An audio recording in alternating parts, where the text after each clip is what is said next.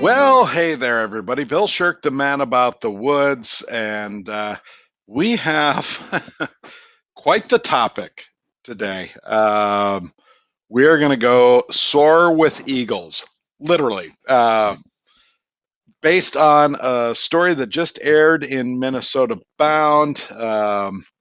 This is one for the storybooks, believe me. But first, let's get some of the business out of the way. This is the Minnesota Bound podcast, the stories behind the stories, presented by Connecticut Water Treatment Systems. Hey, you know, my family uses Connecticut. We have for many years, and you should too.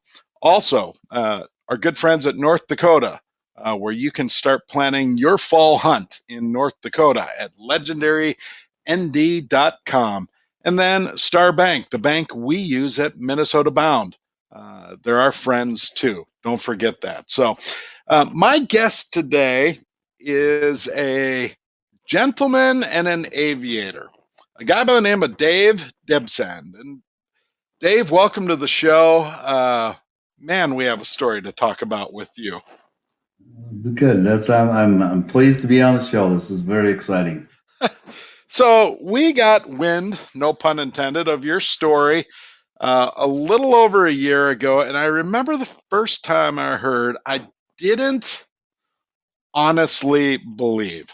There was a rumor floating around, there I go again, that there was somebody down along the Mississippi River around Lake Pepin somewhere who had come up with a new form of flight, a flying system to ride the thermals along the bluff along the river and soar with eagles. And sure enough, it's true. It's you. Yeah. My goodness. Everyone has got to be absolutely wide-eyed and gasping when they see how you fly. Yeah, it's been, this is our fifth year and it's kind of becoming quite the actual tourist attraction where people will come into Lake City or will stop in Lake City or will boat to Lake City hoping to see the hang glider that goes up with the eagles. It's gotten to be pretty funny in a way. Well, and so this story rubbed some emotion with me because I come from a family. My grandfather had a float plane and could land on any body of water, and you have a hang glider that does the same thing. A hang glider on floats. Hang glider on floats. Yeah, people ask, is there anything different in it? There actually isn't. It's a mountain hang glider, just like we fly and people fly all over the world, that they run off a mountain with and end up landing on their feet, somewhere down in the valley or on a field or wherever. And I've just adapted floats to it so we could land on the water, just like a float plane, more or less. You bet. Exactly the same. We captured it in video for the story. So I have seen it and I believe, but it's actually how you launch that is pretty unique. I can't imagine there are many people around the world doing what you do. Talk about that. Yeah, no, for what we know right now, that we're the only place in the world that does it. There's a couple places now that are starting up. There's a place that I see on Facebook now down in Brazil. There's one in Colombia. And I do believe they're the only two places that I know of that has adapted, basically has copied us and are doing some hang gliding flights behind a boat. They get towed up the altitude. So most of the time when you see a hang glider go, somebody's up on a bluff or the side of a mountain and they kind of pick the wing up and kind of take a few steps into the wind and off you go off the side of the hill, but you're mounted on the back of a boat on the lake.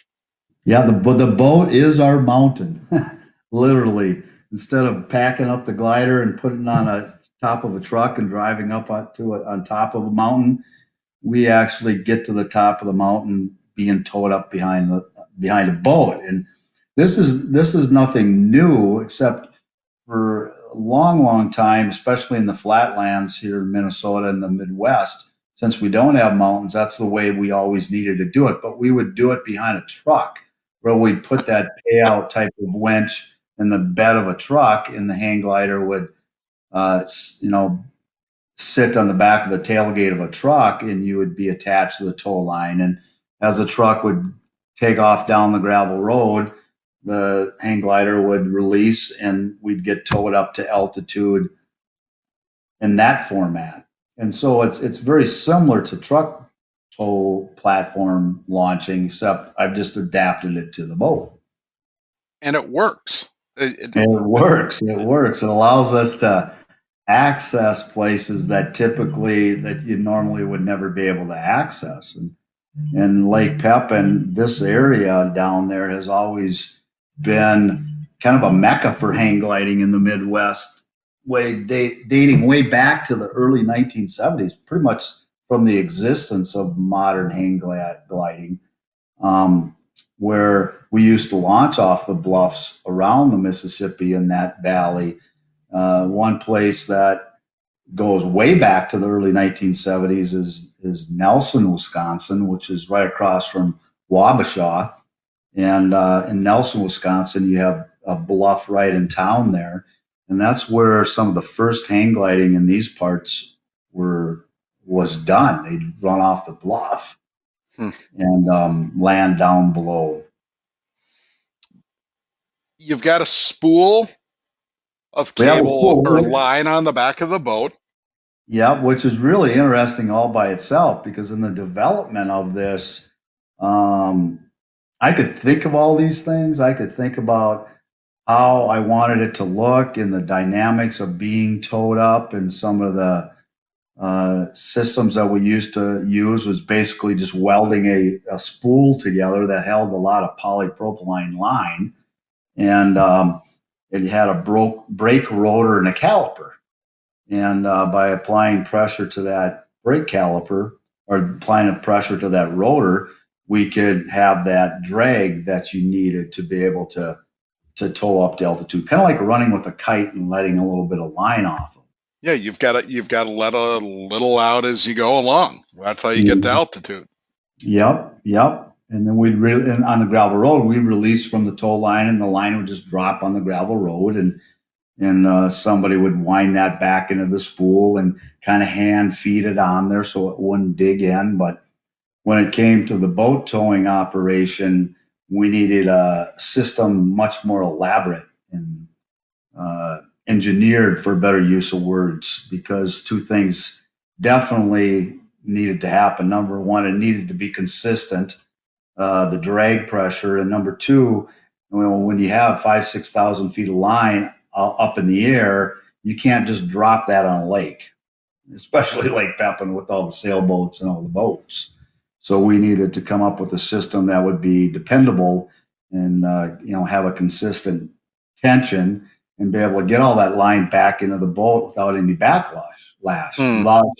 Thus is one of my drivers now, they're avid fishermen, said we were out actually fishing one day, and I started looking at this bait casting reel, and I went, well, what if we just did something like this on steroids? And that's how the whole payout winch in the boat came into existence. We literally copied a bait casting reel and tried to replicate it, just in a larger scale.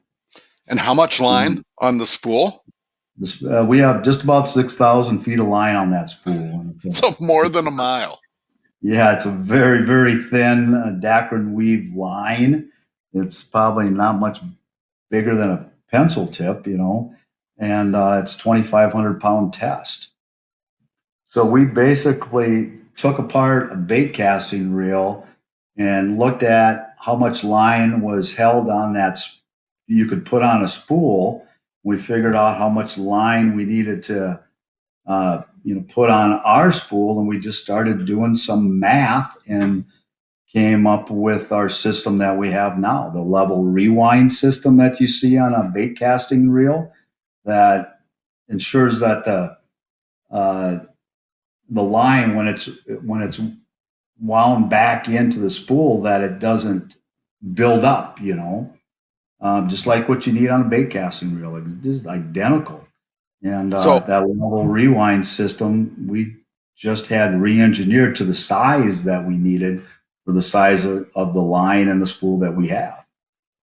Right along, even with keep going a little bit further, we studied the different type of braking mechanisms that these bait casting reels had, and decided that the magnetic braking system was the most efficient and offered the smoothest type of tension that we possibly could. So, that was the first part of the problem. The next part of the solution was, where do we get this magnetic braking system from?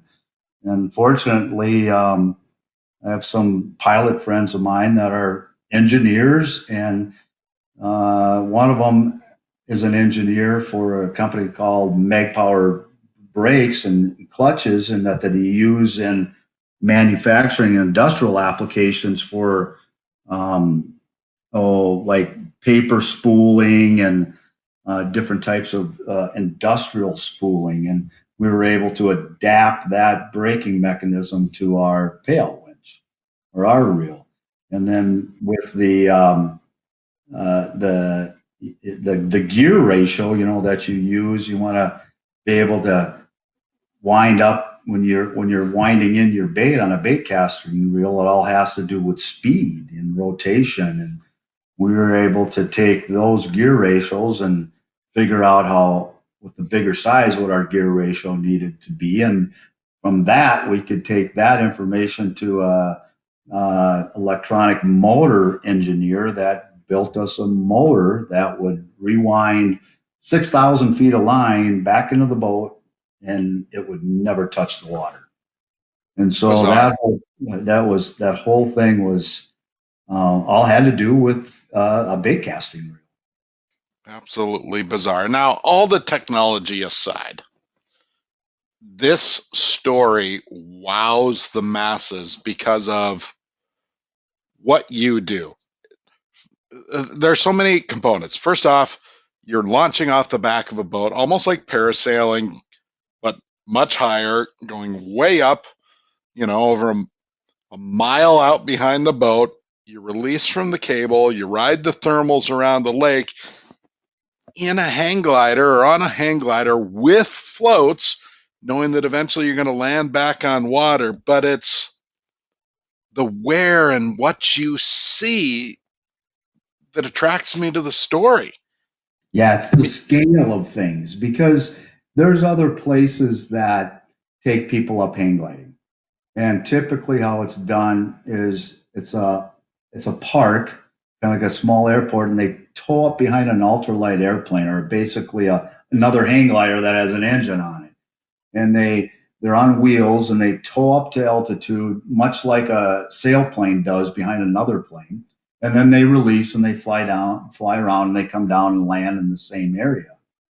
But the passion here it comes from me flying and a bunch of friends flying in that Mississippi River Valley and flying with eagles all the time, and wanting to share that experience with others. But to step off a bluff or a cliff tandem was just much too dangerous, because if you didn't catch that upward orographic lift, you would be down in the water, and that's a much too much.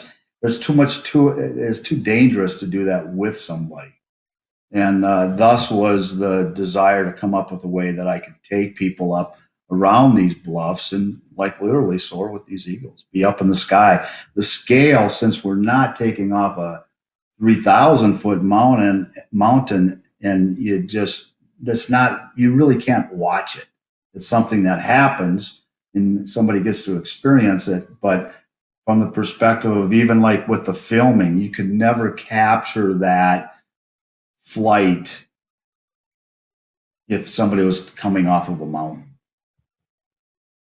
And so, yeah, and it's the scale of things around Lake Pepin, how the river twists and it turns, and the bluffs and the beauty of the topography and the understanding of how this lake was created. And You yeah, it see really makes town, you see the cornfields, you see the woods, and then at eye level with you often are all the eagles. and then not just the eagles. Yeah, you have the turkey vultures, you have the red-tailed hawks, and the peregrine falcons that live in those bluffs. Um, and then you get the pelicans that come thermaling through the valley. So there's always some other winged, bird in the air with you. Yeah, it's quite stunning. It's quite the experience. So you're riding these thermals, which, as I understand, air moves horizontally and then it goes straight up the bluffs, creating lift, and the hang glider can catch that and float. I mean, an average flight, is it a 5 minute deal? Is it 15 Well, minutes? Can you go as long as you want? the average flight is right around 15 minutes, and that more or less is geared just from the economic aspect of things. For example, if I go flying with my wife loves to go flying, and everybody asks, well, did she ever like want to learn? And her answer is always, why do I need to learn when I can just ride along with Sure. Dave? And we'll go up and spend a couple hours, and we'll fly from Lake City 15 miles down the ridge to Wabasha, and we'll turn around and come back. There's some days flying, and that's when we're flying that orographic lift, that air that's being turned vertical and shot upward. So it's kind of a cushion of air going up in front of the ridge. So if it's blowing harder, that band of air might be a half a mile wide. If it's not blowing it, if it's blowing, right in, but not so much, then the band might only be 50 feet wide. The other way that we can fly and stay aloft is thermal lift, and that's where the sun hits the ground, and that ground heats up, and then hot air rises, of course, right? And that's on any typical day when you look up at the sky and you see those white, puffy cumulus clouds. All those clouds are formed from pockets of hot air rising. And so we're able to go up, and if it happens to be a thermal conducive day, meaning that the convection rate, the lapse rate is such where it's allowing for the hot air to rise, those pockets of hot air will kind of be pushed down the valley from Red Wing towards Lake City, and they, of course, have to be released at the lake because the lake doesn't create pockets of hot air. Only the ground does. So that lake can block, it pushes until it gets to the lake and then it releases. So we can go up, and as we release at 3,000 feet and we fly inland a little bit, we can hit those pockets, and you can tell, you can feel it. You can feel being lifted up. It's kind of like going up in an elevator. And also, I have an instrument that tells me how many feet per minute I'm going up or going down. And the instrument will also tell us if we're in that pocket of hot air. And then what I attempt to do is I try to attempt to circle and stay in that pocket and stay aloft. And some of those days we could be up, for hours and hours and hours. The longest flight I've personally ever had was talking about memorable flights. Was I had one day where I towed up and I released just at 700 feet, and hang gliding talk would be like this. I hooked a thermal and I started circling and I went up to 3,000 feet. That was 1 o'clock in the afternoon. At 7:30 at night, I was still in the air. I traveled over 150 miles cross country. And when I do my thermal climbs, then I was getting as high as 10,000 feet. I towed up. This was behind a truck. I towed up out by Hutchinson, Minnesota. And 6 hours and 35 minutes later, 155 miles cross country from point to point, I landed just shy of Sioux City, Iowa. So that would probably be one of my top memorable flights. But yeah, when the hang glider, the world record right now is approaching 500 miles. That the cross country that pilot has done. And again, you're just reading the sky, reading Just the wind. reading the sky. We kind of become you kind of become a micro meteorologist in a way. You start understanding how the sky works, how heating works, how low pressure, high pressure systems work. And by knowing that information, you're able to kind of guess what these pockets of air look like. Hmm.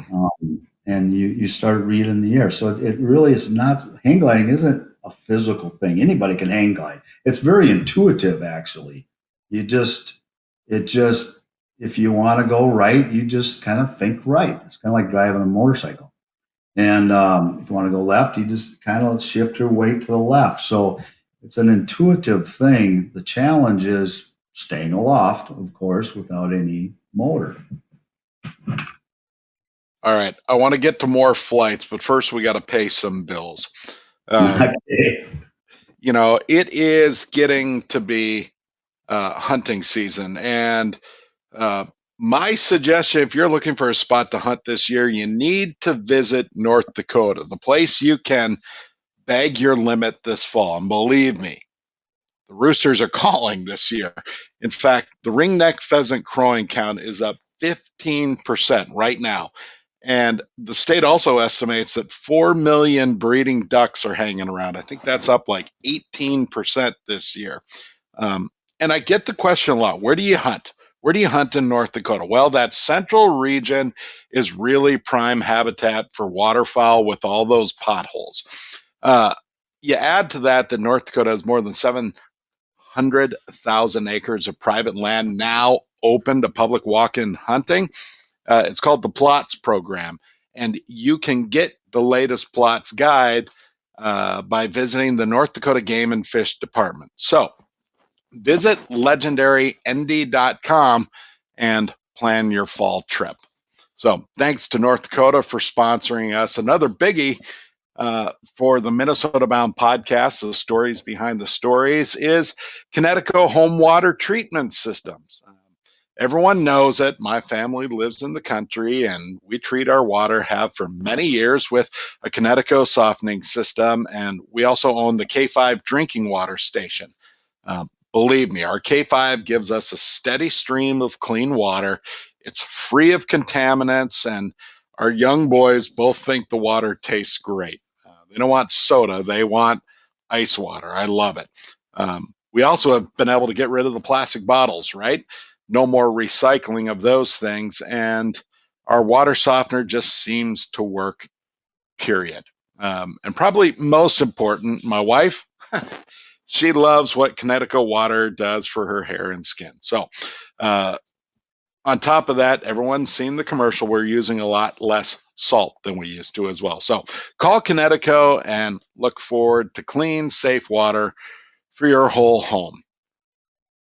Finally, I want to thank our good friends at Star Bank, and Ron Shera is here to do that today. Hi there, Ron Shera here for Star Bank. If you're putting your money into mega banks down the street, who knows where that money's being used? It's time to make the switch. Bank locally. Keep your money local with a community bank that actually cares about you, your family, your business, and your goals. Let me give you some advice from personal experience. Check out the bank we use at Minnesota Bound. Try Minnesota's own Star Bank. You can find them online at starbank.net. When you call Star Bank, you actually hear a real living person answering the phone. Star Bank has 10 convenient locations around Minnesota to serve you and all the mobile banking products that you need to manage your money. From Maple Lake to Elbow Lake, Eagle Bend to Eden Prairie. Check out all that Star Bank has to offer at starbank.net. All right, back to the storytelling. My guest today is Dave Dybsand,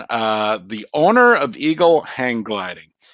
We highlighted his story in Minnesota Bound, and the feedback has been out of this world. People just can't believe what they are seeing.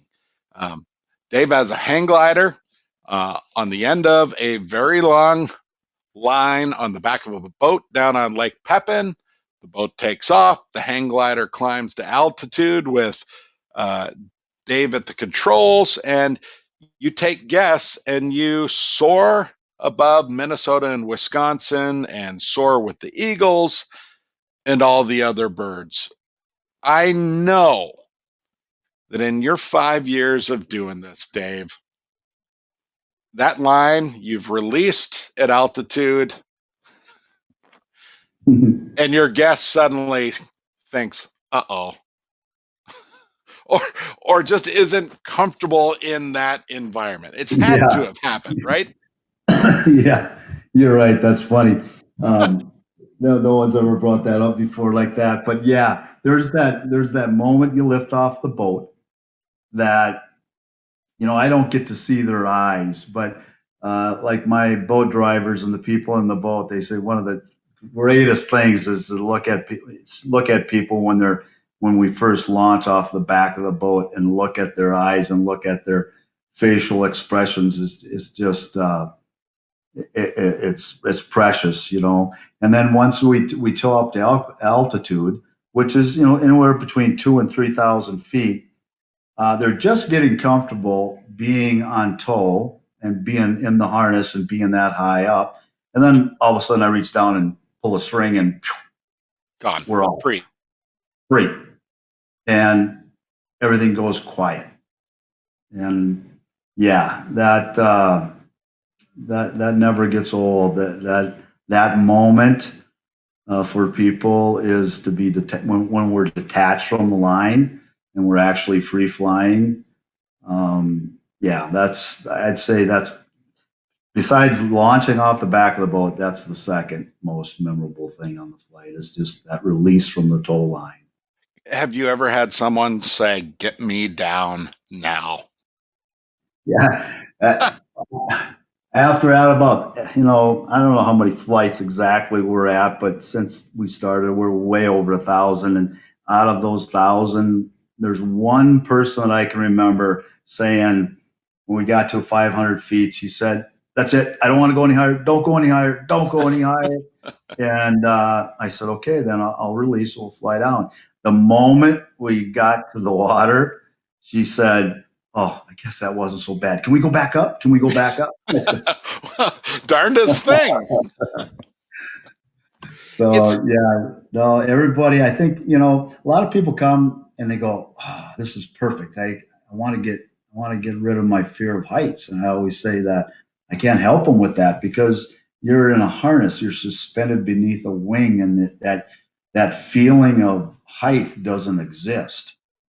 Um, and you really do feel like you're flying, and there's so much going on. Just the senses are kicked in, your sense of smell and touch, and everything is taste. Even, I mean, everything is kicked in, so your senses are on overload, and um, it's just spectacularly beautiful, to be able to be in the air. And then, when not everybody gets the opportunity to fly with eagles, but I'd say 75% of our flights, we encounter a bald eagle.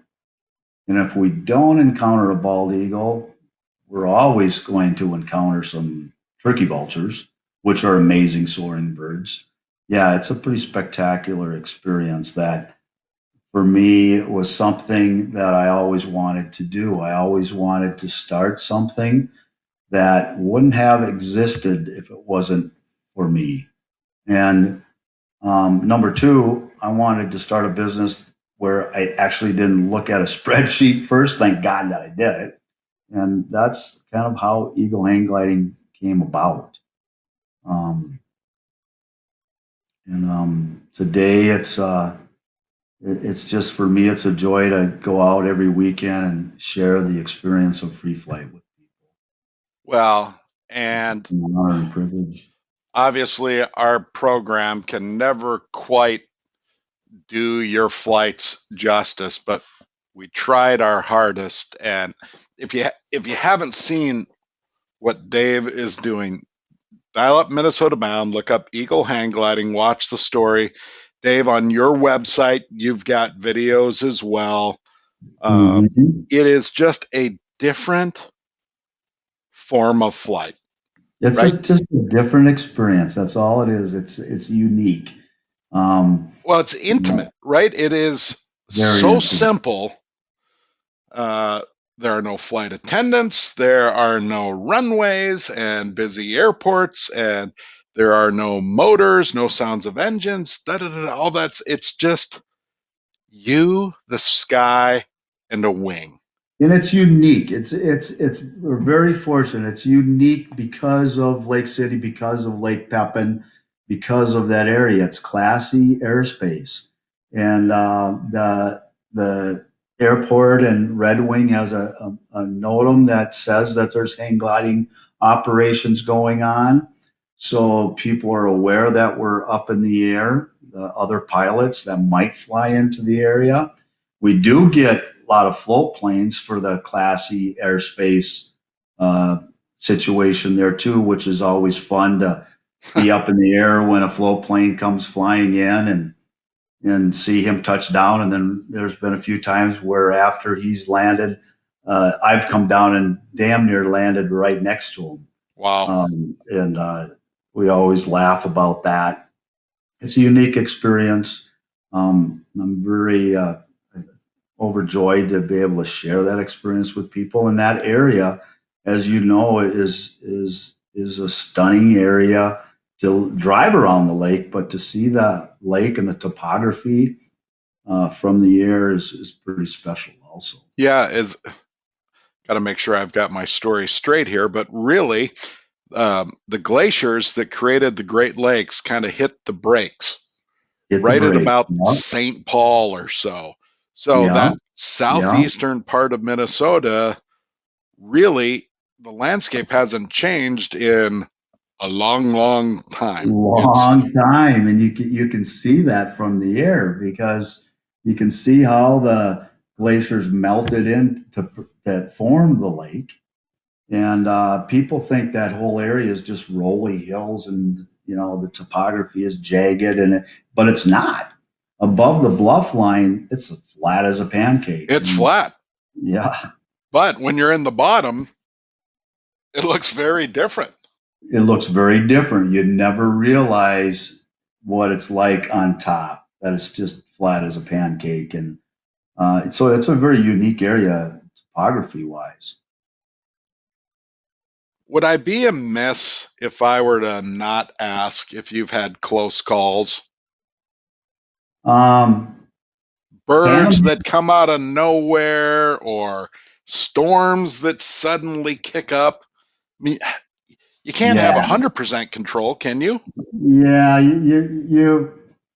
you have 100% control if you're paying attention to the surroundings, so yes, birds, eagles, they're curious. Eagles, we live in harmony with the eagles there. I've seen one nest lay eggs every year. I've seen those eggs be sat on. I've seen the eaglets when they were first hatched. I've watched them grow up in the nest. And even one day, I'm pretty certain that I've seen them take their first flights out of the nest. So that's pretty spectacular. Hmm. During the springtime, when the eagles are migrating through the area, when that lake first unthaws and opens up, we'll have hundreds, thousands of eagles that come through that area. If I happen to be up in the air at that time, which there's a video on under Eagle Hang Gliding on YouTube, that it's a video of me launching and soaring with like literally hundreds of bald eagles. And those eagles are in their mating type of the year. And if I hung my feet down, dangled my feet down, I'd be encountering a lot of eagles that would want to come in and flip upside down and think that I'm an eagle. So I have to be careful of that. The Wow. red-tailed hawks now they're a different animal. They They don't like probably see you as competition. yeah, they'll red-tailed hawks will actually pick up a stick and And I've had red-tailed hawks fly up to us and kind of throw a stick at us. So You know that's somebody else calling because they want to go fly with you. And so outside of that, no, you do have some interaction with the birds. Storms, because of the valley, I have to pay close attention to storms that could be 20 miles away. And the air in the valley is just beautiful. And I'll go up for a toll, and all of a sudden my instrument will start beeping, and I'll see that I'm in lift, and I'll take a couple circles, and then I'll realize, well, wait a minute, this isn't real thermal lift. This is actually something called cloud suck. And it's the storm sucking up all the energy from the valley. And I had one time where I was up with a passenger, and it took us a good hour to come down because we couldn't find any place with sinking air. Everything was going up. That was kind of intense. Wow. But outside of that, it's all about safety to us, and just making safety first, right? That's making good memories. Yeah, making good memories, not negative ones. All right. So if people want to find out more, where do they find you? Well, I mean, it's pretty simple. You just Google eagle hang gliding. There's a lot of stuff that comes up. You can go to our website at eaglehanggliding.com, and there's videos. It explains things. I think things really good on the website. Just by watching a couple videos, you can get a good handle on what the experience is like. And that's probably what I recommend the most. We fly. I'm trying to get another pilot in next summer. We're getting to the point now where Fridays, Saturdays, and Sundays, I'm not quite able to get all the flights in that I would like to. And so this year, there's a lot of people kind of on a waiting list waiting to fly. So if you're thinking about flying next summer, reservations, gift certificates will probably be your best bet. But come the middle of June, we start getting pretty booked up. It takes just a few seconds of watching what you're doing to understand why. Dave, thanks for sharing your story today. You bet. I saw Ron Sherrill once rappel down a rock with some kids or something, and I always thought, I wonder if I could get Ron to go up in the air.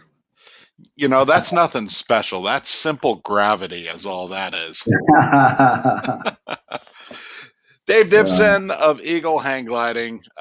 What a story, and man, what a dream you have made a reality around here.